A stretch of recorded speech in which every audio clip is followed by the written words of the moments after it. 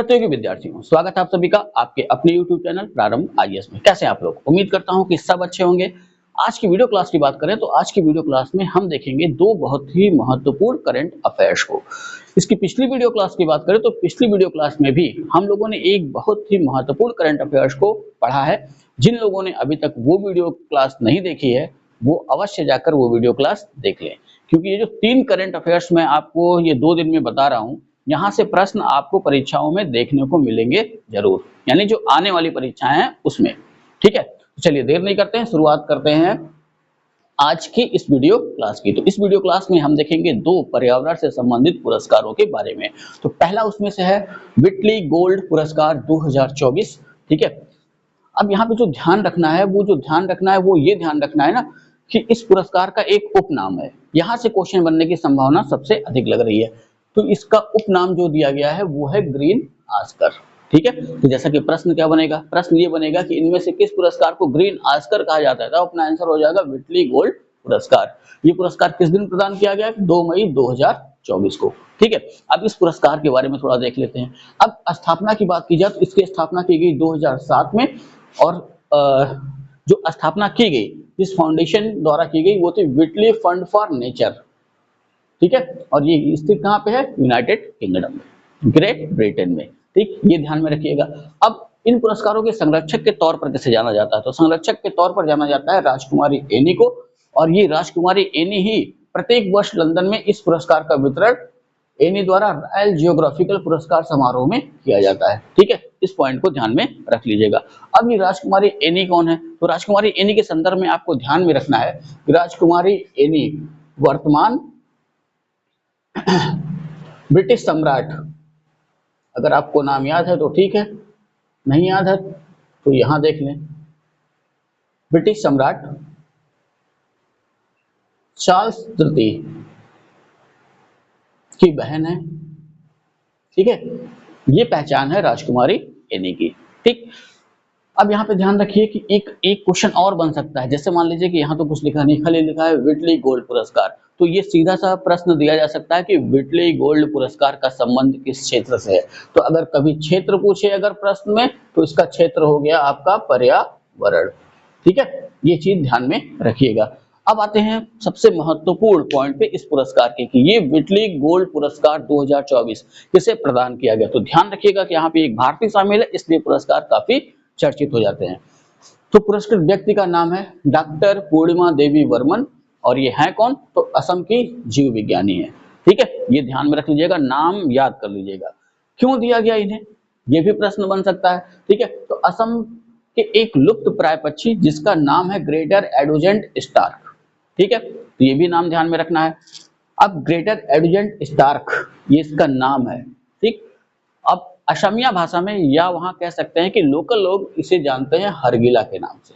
ठीक है, और उसके आर्द्र भूमि आवास के संरक्षण के प्रयास के लिए। तो एक शब्द में कह सकते हैं कि ये जो व्हिटली गोल्ड पुरस्कार डॉक्टर पूर्णिमा देवी वर्मन को मिला है वो असम राज्य में एक लुप्त प्राय पक्षी है जिसका नाम है ग्रेटर एडुजेंट स्टार्क यानी हरगिला, और उसका आवास क्षेत्र यानी जो आर्द्र भूमि में ही वो रहता है उसके आवास क्षेत्र के संरक्षण में किए गए कार्य के लिए ये पुरस्कार उन्हें प्रदान किया गया। हरगिला की बात करें तो हरगिला दलदली क्षेत्रों में वहां रहने वाला एक पक्षी है जो सामान्यतः कीटों को खाता है, और महत्वपूर्ण बात यह है कि इसका मुख्य भोजन जो है वो सांप है।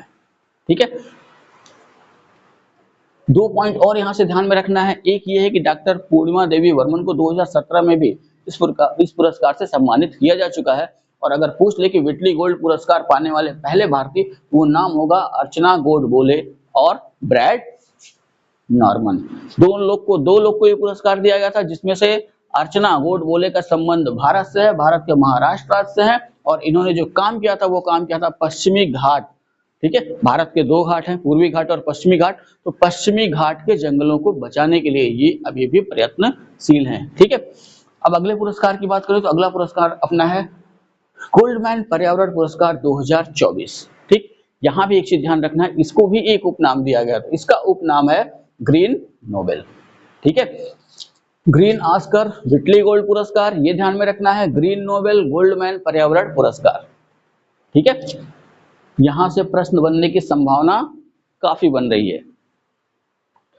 अब बात करें गोल्डमैन पर्यावरण पुरस्कार की स्थापना की, तो इसकी स्थापना की गई 1989 में और इसके संस्थापक थे, दो व्यक्ति थे, एक थे रिचर्ड और दूसरे थे रोडा गोल्डमैन, और ये दोनों कहाँ के रहने वाले हैं? यूएसए, संयुक्त राज्य अमेरिका के।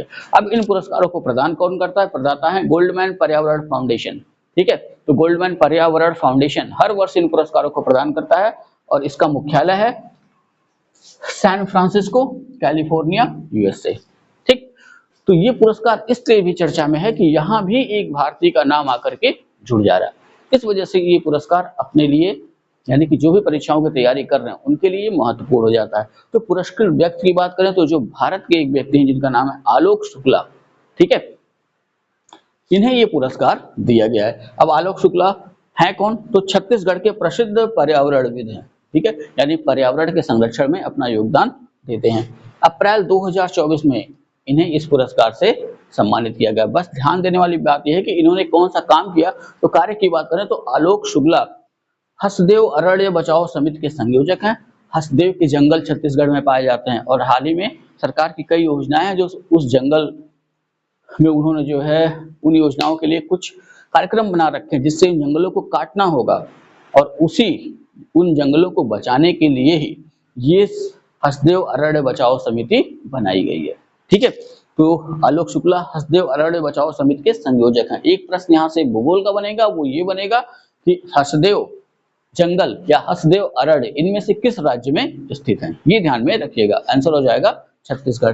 दूसरे पॉइंट में हमें ध्यान में रखना है कि आलोक शुक्ला को ये पुरस्कार तो मिला ही मिला, ये भारत के थे इसलिए इनका नाम हमें ध्यान में रखना है, लेकिन ध्यान रखिएगा कि आलोक के साथ साथ यह पुरस्कार विश्व के अन्य 6 पर्यावरणविदों को भी प्रदान किया गया, यानी 6 और लोग हैं आलोक शुक्ला के अलावा जिन्हें गोल्डमैन पर्यावरण पुरस्कार 2024 प्रदान किया गया पर्यावरण के क्षेत्र में अपने महत्वपूर्ण योगदान के लिए।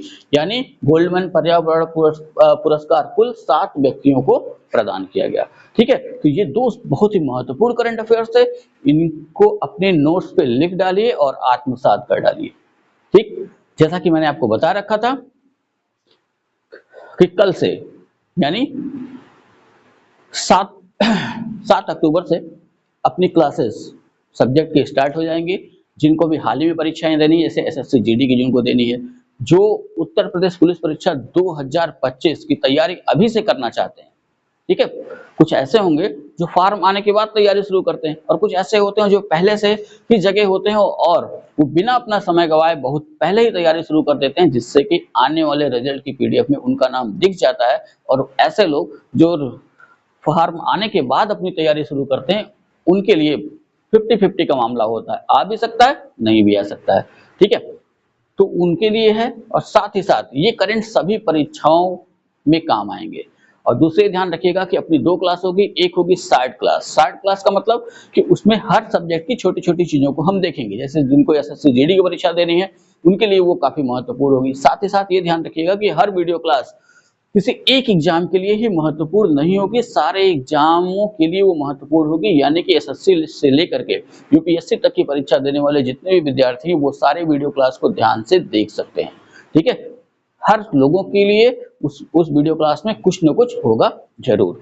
तो जो सब्जेक्ट की वीडियो क्लास होगी वो आपको मिलेगी शाम को 9 से 10 के बीच में। ठीक है, और जो करंट अफेयर्स की क्लास होंगी या जो ऐसी क्लासेस जो परीक्षा के दृष्टिकोण से महत्वपूर्ण घटनाएं जो घटी होंगी वो क्लासेस आपको मिलेंगी 11 से 12 के बीच में।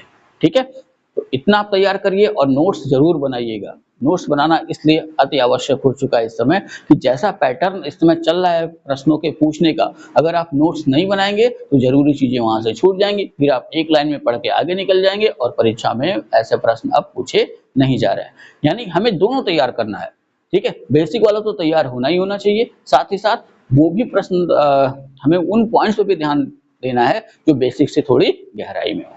ठीक है, चलिए इतना तैयार करिए। वीडियो अगर अच्छी लगी हो तो लाइक करिएगा, कमेंट करिएगा, वीडियो को शेयर करना ना भूलिएगा। चैनल को अगर अभी तक आपने सब्सक्राइब नहीं किया है तो चैनल को सब्सक्राइब भी कर लें, चैनल आपका है। जो सब्सक्राइब किए हुए हैं उनसे मैं उम्मीद करूंगा कि अपने अन्य सहपाठियों को भी अपने चैनल से यथाशीघ्र जोड़ लें। ठीक है, चलिए मिलते हैं नेक्स्ट वीडियो में। और अति उत्साह के साथ आप भी तैयारी शुरू करिए और अति उत्साह के साथ मैं पढ़ाना शुरू करता हूँ। ठीक, मिलते हैं नेक्स्ट वीडियो में, तब तक के लिए जय हिंद।